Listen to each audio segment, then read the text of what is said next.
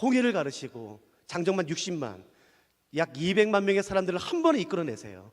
구름기둥과 불기둥으로 하나의 백성들을 인도하실 뿐만 아니라 여리고성을 무너뜨리시고 죽은 자를 살리시는, 인간은 감히 상상할 수 없는, 기대할 수 없는 하나님의 놀라운 능력과 그 강한 손 펴신 팔을 우리가 볼 때가 있습니다. 그때는 감격스럽지요. 감동되죠. 그러나 성경에는 그런 것만 있는 것은 아닙니다. 아무리 봐도 이해가 안 돼요. 왜 하나님이 이렇게 하시는가? 꼭 이렇게 하셔야만 했는가? 도무지 이해가 안 되는 그런 구절들도, 그런 사건들도 굉장히 많습니다. 오늘은 그 부분을 살펴보려고 해요. 아무리 봐도 도무지 이해할 수 없는 그 하나님의 침묵이라는 상황들, 그것을 우리가 오늘 함께 살펴보려고 합니다. 오늘 성경을 가지셨다면 한번 다 펴시겠습니까? 출애굽기 1장 말씀부터 먼저 보도록 하겠습니다. 출애굽기 1장 말씀입니다.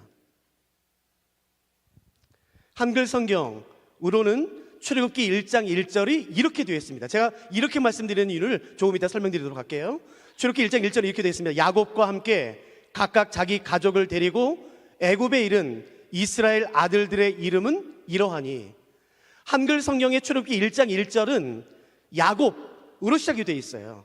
저도 성경 잠깐 번역했지만 좀 아쉬운 건 뭐냐면은 한글 성경은 너무너무 잘 번역이 됐어요. 너무너무 잘 번역된 중에 성경이 이 한글 성경인데 사실 몇 부분이 좀 아쉬운 부분이 있어요. 왜냐하면 히브리어 성경 출애굽기 1장 1절의 첫 단어는 야곱이 아니에요. 이 단어입니다. 근데 이 단어가 히브리어 성경이 한글로 번역되면서 이 단어가 번역이 안 됐어요. 생략됐어요. 그래서 좀 아쉽긴 해요. 왜냐하면 그 단어가 중요하게 여겨지지 않았기 때문이겠죠. 혹시 오늘 펜을 가지신 분이라면 한번 적어 놓어 보시겠어요? 히브리어 성경의 출애굽기 1장 1절은 야곱이 아니라 이 단어입니다. 그 단어는 바로 뭐냐면은 그리고예요. 그러므로 출애굽기 1장 1절은 이렇게 시작됩니다. 그리고 야곱과 함께. 여러분, 어떤 성경이, 어떤 책이 그리고로부터 시작된다는 말은 무슨 말이겠습니까? 앞의 책과 연결이 된다는 거예요. 그러므로 저는 오늘날 신학에서 말하는 것처럼 창세기, 출애굽기, 레위기, 민수기, 신명기 이 5권을 오경이라 부르는 것을 저는 반대합니다. 여러분, 거의 따라갈 필요 전혀 없어요. 창세기, 출애굽기, 레위기, 민수기, 신명기 이 5권은 모세가 기록한 게 맞습니다. 그리고 이 5권은 한 권으로 이해하는 것이 가장 성경적이죠. 그러므로 출애굽기를 이해할 때에 출애굽기만 이해하면 안 되고 반드시 앞의 성경인 창세기와 함께 연결해서 이해하는 것은 굉장히 중요합니다. 앞의 성경 창세기는 어떻게 끝나나요?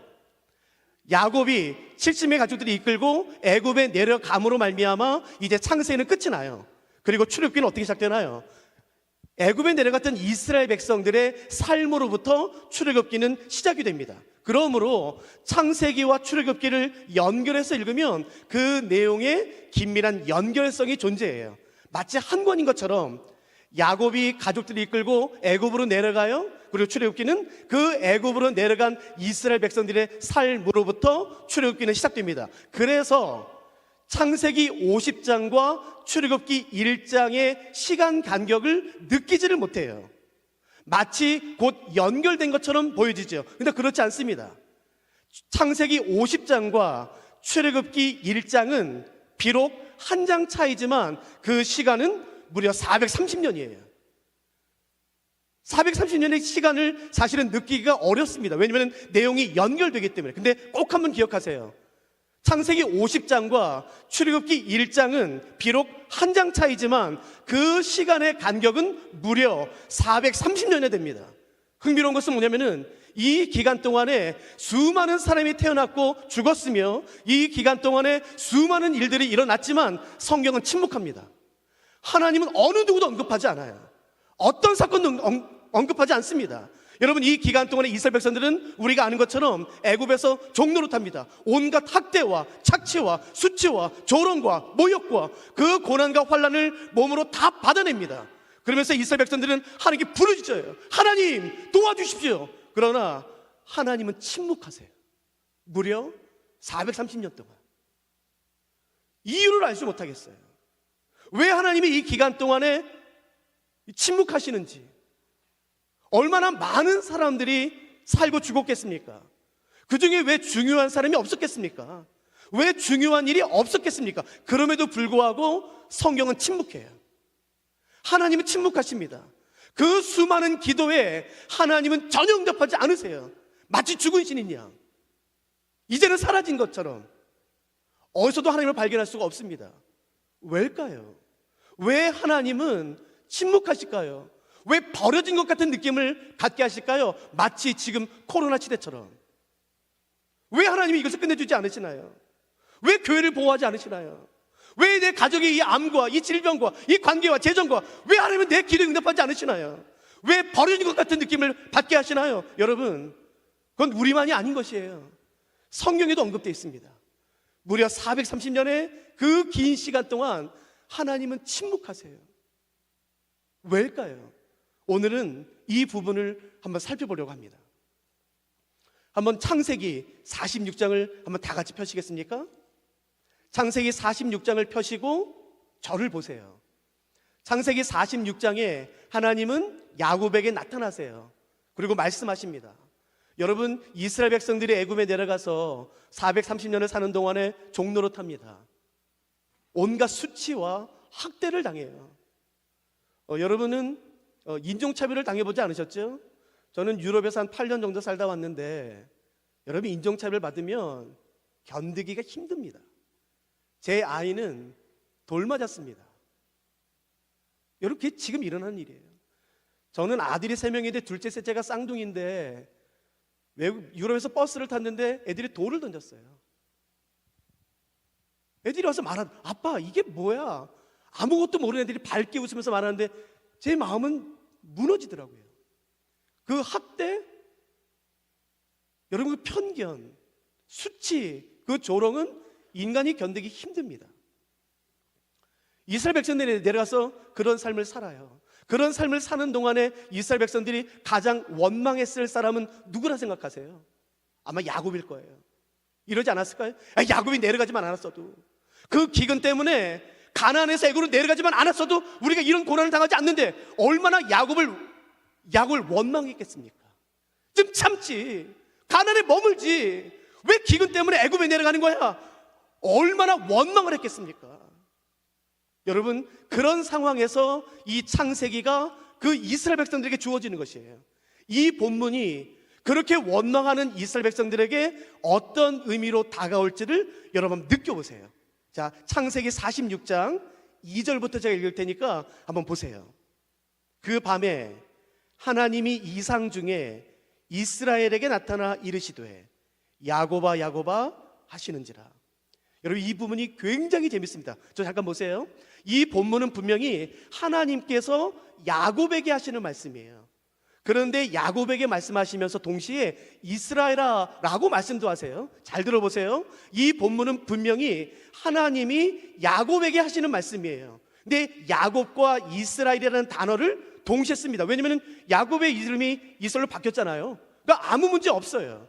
그런데 이 본문은 하나님께서 야곱에게 말씀하시는 본문이지만 이 성경을 읽는 사람은 이스라엘 백성이에요. 그러므로 이스라엘 백성들이 이 본문을 읽을 때에 마치 무슨 느낌이 드냐면은 하나님이 나에게 말씀하시는 것 같은 거예요. 이게 기가 막힌 효과입니다. 그래서 야곱 이후에는 야곱과 이스라엘 단어가 번갈아서 나와요. 그래서 하나님이 야곱에게 말씀하시지만 마치 이 성경을 읽는 이스라엘 백성들에게 직접 말씀하시는 것처럼 그렇게 느껴지게 합니다. 여러분, 그걸 다시 한번 보고서 2절을 보세요. 그 밤에 하나님이 이상 중에 이스라엘에게 나타나 이르시되 야곱아 야곱아 하시는지라. 야곱이 이르되 내가 여기 있나이다 하며, 3절 잘 보세요. 하나님이 이르시되 나는 하나님이라 내 아버지의 하나님이니 애굽으로 내려가기를 두려워하지 말라. 여러분, 그렇다면 야곱이 애굽으로 내려간 것은 재수없는 일이었나요? 우연이었나요? 야곱의 결정이었나요? 아니요, 하나님의 섭리였었어요.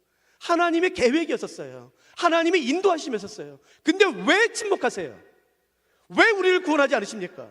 왜 우리를 도와주지 않으십니까? 하나님이 가라사에서 갔는데 왜? 그 하나님이 야곱과 그의 가족들을 애굽으로 내려보내신 것은 목적이 있었나요? 뜻이 있었나요? 예, 그 뜻이 바로 다음에 나옵니다. 보세요. 애굽으로 내려가기를 두려워하지 말라. 내가 거기서 너로 큰 민족을 이루게 하리라라는 것이에요. 하나님께서 야곱과 그의 가족을 애굽으로 내려보내신 가장 중요한 목적과 이유 중에 하나는 거기서 큰 민족을 이루기 원하시는 것이라는 것을 우린 다 알아요. 성경 한 번 본 사람은요, 이거 다 알아요. 근데 질문은 이것이에요. 여러분이 한번 대답해 보시겠어요? 그래요. 우리가 이렇게 대답할 수 있겠죠. 예, 맞습니다, 하나님. 예, 하나님은 이스라엘 백성들이 큰 민족 되게 하신다고요? 예, 감사합니다. 근데 꼭 애굽에 가야만 됩니까? 이스라엘 백성들이 가나안 땅에 있으면 하나님 큰 민족이 될 수 없습니까? 라고 질문할 수가 있겠죠. 여러분 한번 대답해 보세요. 제가 질문할 테니까. 예, 하나님 그렇게 하십시오. 이스라엘로 큰 민족이 되게 하십시오. 근데 꼭 애굽에 내려가야만 됩니까? 이스라엘 백성들이 아브라함부터 살아온 그 가나안 땅에 머물면서는 큰 민족이 될 수 없습니까? 라고 질문할 수가 있겠죠. 제가 한번 그 역사 시간을 제가 한번 잠깐만 설명드릴 테니까 여러분이 한번 생각해 보시겠습니까? 여러분 보세요. 430년이에요.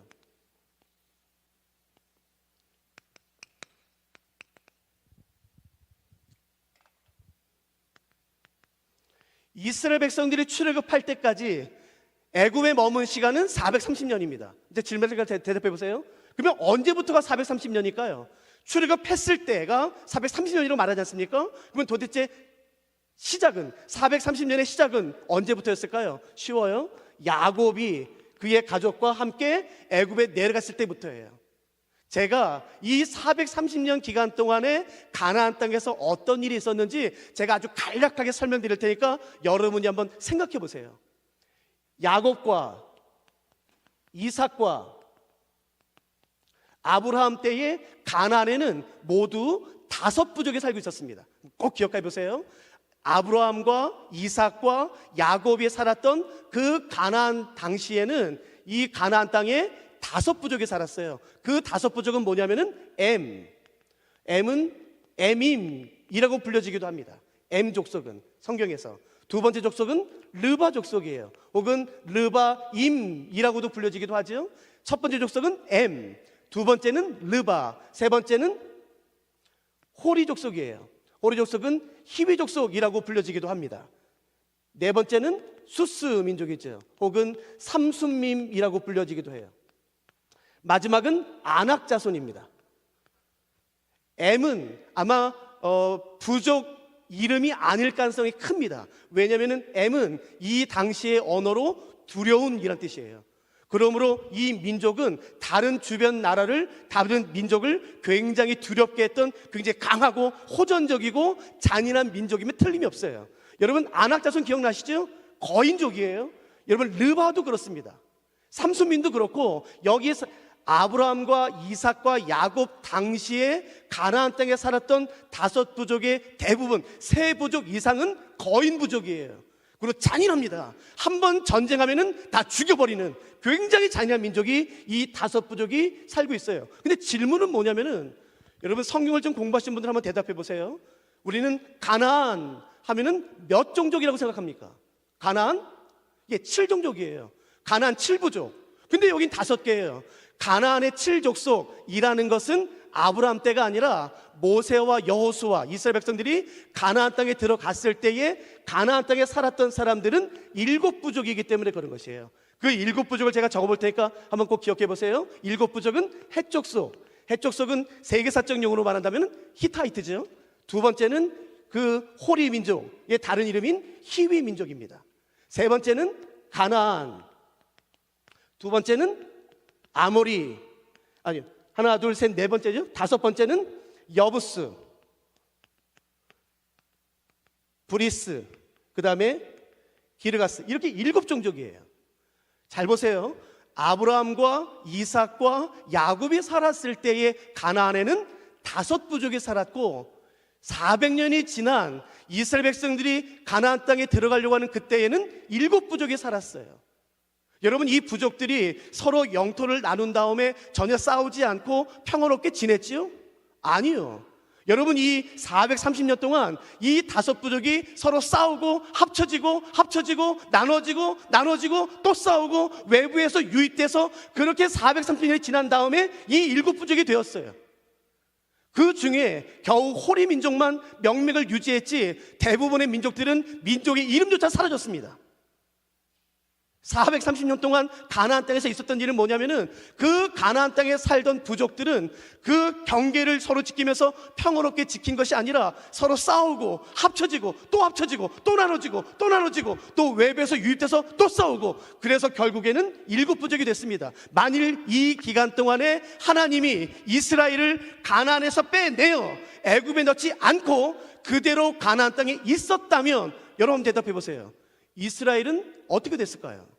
그대로 이스라엘은 유지됐겠지요. 그럴 리가 없습니다. 섞였겠지요. 합쳐졌겠지요. 또 나눠졌겠지요. 또 합쳐졌겠지요. 외부에서 들어온 나라와 또 합쳐졌겠지요. 또 나눠졌겠지요. 430년 동안 그것이 반복되면서 이스라엘은 분명히 자기의 정체성을 잃어버렸을 것이에요. 그러므로 우리가 알 수 있는 것은 뭐냐면은, 하나님께서 이스라엘을 가나안에서 빼내어 애굽에 넣으신 것은 버리심이 아닌 것이에요. 하나님께서 그의 고향인 그 이스라엘을 애굽 가나안 땅에서 건져내어 그 생판 모르는 그 남의 나라에서 살게 하신 것은 버림도 아니고 심판도 아니고 저주도 아니고 그 자체로 보호하고 계셨던 것이에요. 한 번만 더 질문해 볼까요? 이스라엘 백성들을 하나님께서는 가나안 땅에서 빼내어 애굽에 넣으심으로 말미암아 거기서 큰 민족이 되게 하셨습니다. 근데 꼭 혹시 성경에서 기억나세요? 애굽 사람들은 그 이스라엘 사람들을 가증스럽게 여겼어요. 사랑하지 않았어요. 존중하지 않았어요. 낮게 봤어요. 미천하게 여겼어요. 좋아하지 않았어요. 꼭 그렇게 할 필요가 있었을까요? 그러면 제가 반대로 질문해 볼게요. 만일에 하나님께서 이스라엘 백성들을 가나안 땅에서 빼내어 애굽에 넣으셨을 때에 애굽 사람들이 이스라엘 사람들을 너무 좋아했다면, 너무 존중했다면, 너무 사랑했다면, 여러분, 이스라엘 백성들은 애굽에 머무는 동안에 어떻게 됐을까요? 그 이스라엘 민족이 지켜졌을까요? 아니요. 애굽과 섞였겠지요. 시간이 지나면서 더 섞였겠지요. 그러면서 이 사람이 애굽 사람인지 이스라엘 사람인지 그 정체성이 무너졌겠지요.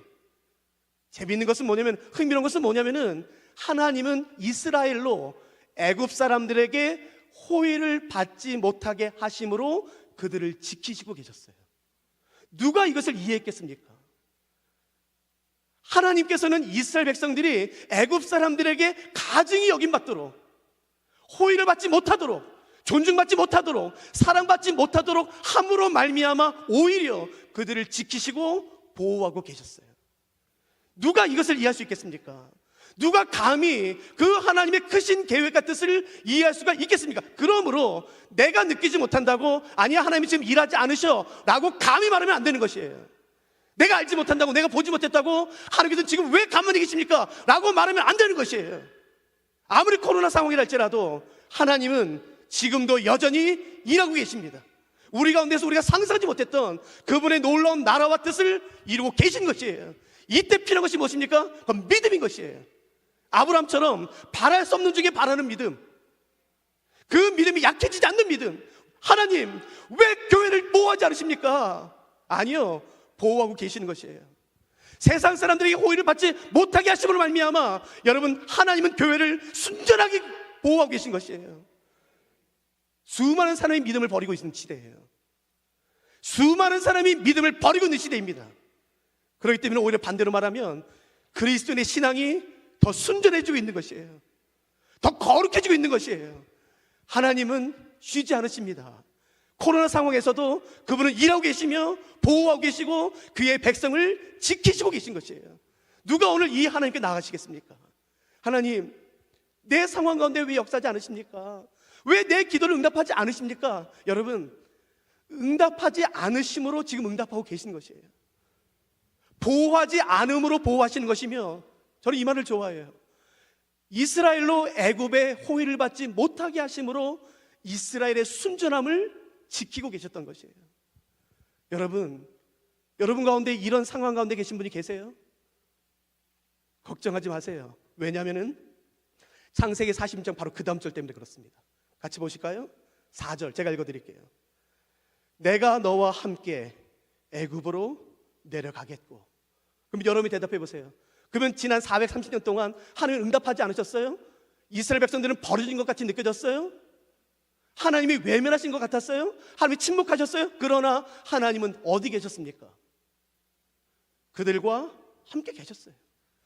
걱정하지 마라 야곱아, 내가 너희와 함께 있으마. 내가 너와 함께 있으마. 여러분, 힘을 가진 자가 기다리는 게 얼마나 힘든지 아세요? 여러분, 기다리는 게 얼마나 힘든지 아세요? 내가 이걸 할 수 있어요.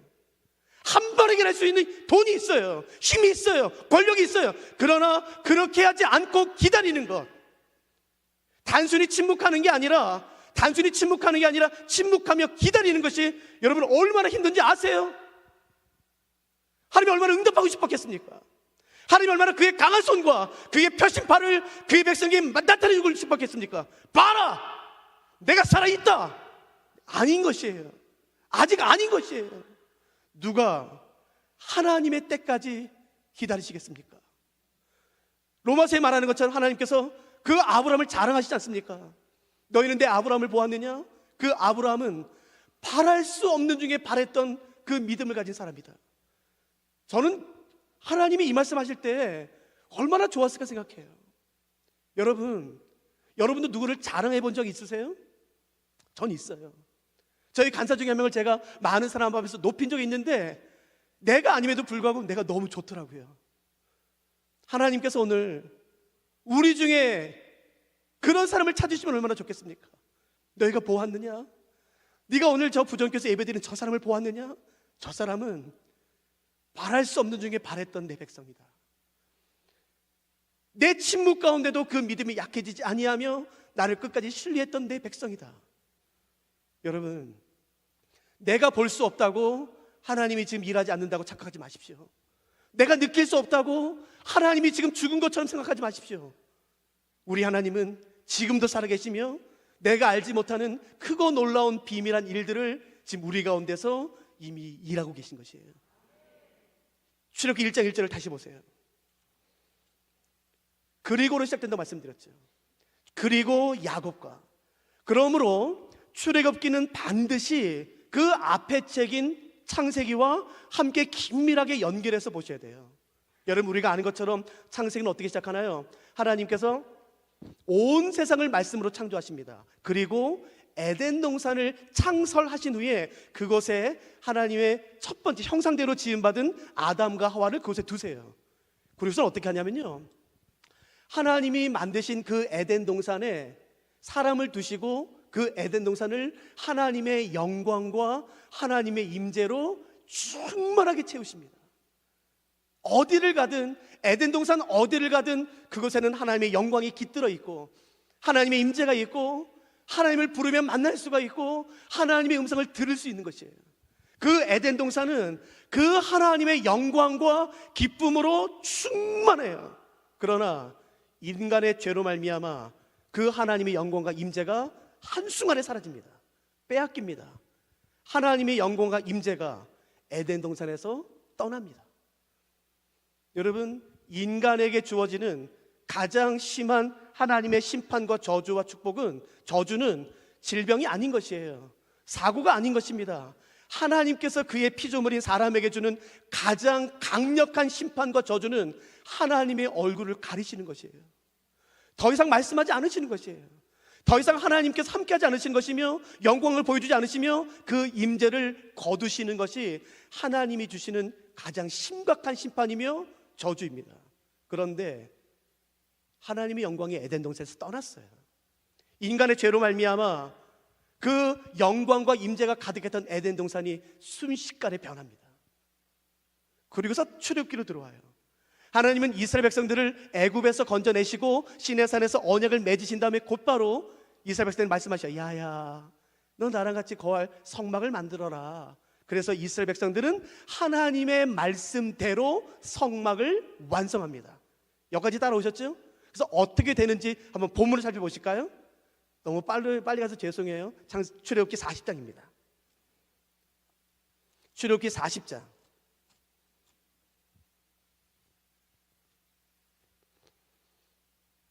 출애굽기 40장 혹시 펜을 가지신 분이 계시다면 밑줄을 계속 그어보세요.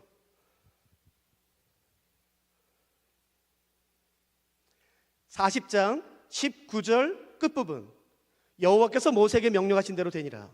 21절 끝부분, 여호와께서 모세에게 명령하신 대로 되니라. 23절 끝부분, 여호와께서 모세에게 명령하신 대로 되니라. 25절 끝부분, 여호와께서 모세에게 명령하신 대로 되니라. 27절 끝부분, 여호와께서 모세에게 명령하신 대로 되니라. 29절 끝부분, 여호와께서 모세에게 명령하신 대로 되니라. 32절 끝부분, 여호와께서 모세에게 명령하신 대로 되니라. 여러분, 하나님께서 성막을 만들라는 말씀을 하시자 이스라엘 백성들과 모세는 하나님의 말씀대로 100% 준행합니다. 그러자 어떤 일이 벌어지는지가 바로 34절부터 나타나요. 하나님의 말씀에 순종함으로 걸어갔을 때에 어떤 일이 일어나는지 한번 잠깐 보실까요? 34절 보세요. 구름이 회막에 덮이고 여호와의 영광이 성막에 충만하며 모세가 회막에 들어갈 수 없었으니 이는 구름이 회막 위에 덮이고 여호와의 영광이 성막에 충만함이었으며 에덴 동산에서 떠났던 하나님의 영광이 다시 돌아옵니다. 에덴 동산에서 사라졌던, 빼앗겼던 그 하나님의 임재가 성막으로 다시 돌아와요. 그의 백성에게서 빼앗겼던 그 하나님의 영광, 그 임재가 다시 그의 백성에게 돌아옵니다. 그러나 전보다 더 강력한 하나님의 임재와 영광으로 돌아오는 것이에요. 구름이 회막을 덮고 여호와의 영광이 성막에 충만했을 때에 심지어 모세조차도 감히 들어갈 수 없었다고 말하는 것이에요. 여러분, 모세가 누군지 아세요? 시내산 정상에서 하나님과 40일 동안 독대했던 사람입니다. 하나님의 음성을 직접 듣고 십계명을 직접 받았던 사람이 바로 그 모세예요. 여러분, 근데 그 모세조차도 그 강력하게 임한 그 압도한 하나님의 영광에 감히 들어가지 못할 정도의 그 영광이 회복되는 것이에요. 모세조차도 들어갈 수 없었던 그 강력한 하나님의 임재와 그 영광이 성막으로 다시 돌아오는 것이에요. 그리고 하나님은 그 영광과 임재로 가득한 성막 안으로 그의 백성을 초청하십니다. 누가 오늘 그 영광 가운데 나가길 원하십니까? 다른 축복이 아닌 것이에요. 다른 축복이 아닌 것이에요. 이 땅의 복이 아닌 것입니다. 그 하나님의 영광, 그 살아계신 하나님의 영광으로 압도되는 충만한 그 임재로 가득한, 그 하나님의 임재로 가득한 그 성전 안으로, 성막 안으로 하나님께서 그의 백성을 초청하시는 것이에요. 누가 오늘 이 하나님의 초청에 응하시겠습니까? 하나님, 제가 여기 있습니다. 내가 오늘 가고 싶습니다. 누가 오늘 그 하나님의 압도되는 영광을 맛보고 싶습니까? 그냥 단지 감동받는 정도가 아닌 것이에요. 아, 예, 은혜 받았습니다. 그 정도가 아닌 것이에요. 살아계신 그 하나님의 모세조차도 감히 들어갈 수 없었던 그 압도하는 그 충만한 찬란한 하나님의 영광을 누가 경험하고 싶으십니까? 누가 원하십니까? 오늘 한국교회는 원하지 않는 것 같아요. 그다지 원하지 않는 것 같아요. 하나님의 영광보다, 하나님의 임재보다 다른 그 무엇을 더 원하는 것 같아요. 그러나 오늘 여기 모인 사람들 가운데 누가 하나님, 내가 다른 그 무엇보다 하나님의 영광과 그 하나님의 임재를 맛보길 원합니다 라고 간구하시겠습니까? 재밌는 것은 뭐냐면은 출애굽기 40장은 그 에덴 동산에서 떠났던 그 영광이 다시 돌아옴으로 마무리가 돼요. 그런데 흥미로운 것은 출애굽기 시작 부분입니다. 출애굽기 시작 부분을 제가 한번 빨리 말씀드려 볼 테니까 한번 들어보세요. 우리가 다 아는 내용이죠. 레위 지파의 한 남자가 있습니다. 그의 이름은 아므람이라는 사람이에요. 그 아므람이라는 한 남자가 같은 레위 지파의 한 여인과 사랑에 빠져서 결혼하게 되죠. 그리고 아이를 낳아요. 여러분, 대개 임신하면, 아이를 잉태하면 축복 아닌가요? 기대와 소망이 생기지 않나요? 아니요. 두려움이 생겼습니다. 왜냐하면 임신하기 바로 전에 바로가 말했어요. 이스라엘에서 남자 아이가 나면 다 죽여버려라. 근데 그때 임신됐어요. 그러니까 아마 이렇게 말할 수 있겠죠. 왜 하필 하나님은 이때 이 아이를 주시나? 남자아이는 다 죽게 돼 있어요.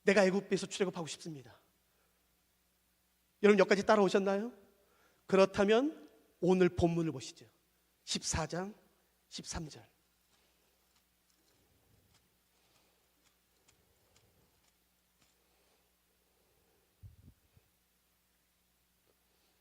여러분 14장 13절 말씀을 함께 한 사람처럼 읽지 않으시겠습니까? 하나님이 오늘 우리에게 주시는 말씀이라 믿음으로 취하며 이 말씀을 읽지 않으시겠습니까? 우리 한 목소리로 출애굽기 14장 13절 함께 읽겠습니다. 시작. 모세가 백성에게 이르되 너희는 두려워하지 말고 가만히 서서 여호와께서 오늘 너희를 위하여 행하시는 구원을 보라. 너희가 오늘 본 애굽 사람을 영원히 다시 보지 아니하리라. 그날이 오늘인 것이에요. 나의 애굽에서 나오는 그 날이 여러분 바로 오늘인 것이에요. 너희는 두려워하지 말아라. 가만히 서서 하나님께서 오늘 너희를 위하여 행하시는 그 놀라운 구원을 보라라고 말씀하시는 것이에요. 누가 오늘 나의 애굽에서 벗어나길 원하십니까? 드디어 나의 수치, 그 연약함, 죄와 싸워서 그 애굽에서 벗어남으로 말미암아 그 하나님의 영광으로 충만한 그 임재로 가득한 성막으로 나아가시겠습니까? 이것은 하나님의 전적인 강권적인 은혜로만 되는 것이에요. 내 힘으로 되는 것이 아닌 것이에요. 누가 오늘 그러므로 하나님의 은혜를 간구하시겠습니까? 하나님, 내가 하나님 앞에 납작 엎드립니다. 힘으로 되지 아니하며 능으로 되지 아니하며 사람의 뜻으로 되지 아니하며 계획으로 되지 아니하며 오직 여호와의 신으로만 믿습니다. 하나님의 은혜로만 되는 것을 내가 믿습니다. 나의 은혜를 부어주시옵소서. 그래서 내가 출애굽할 수 있도록 도와주시옵소서. 여러분, 애굽에서 나오십시오. 애굽에서 나오세요. 애굽은 내가 머물 것이 아닌 것이에요. 내가 영원히 살 것이 아닌 것이에요. 내가 영원히 걸 것은 주의 성막인 것입니다.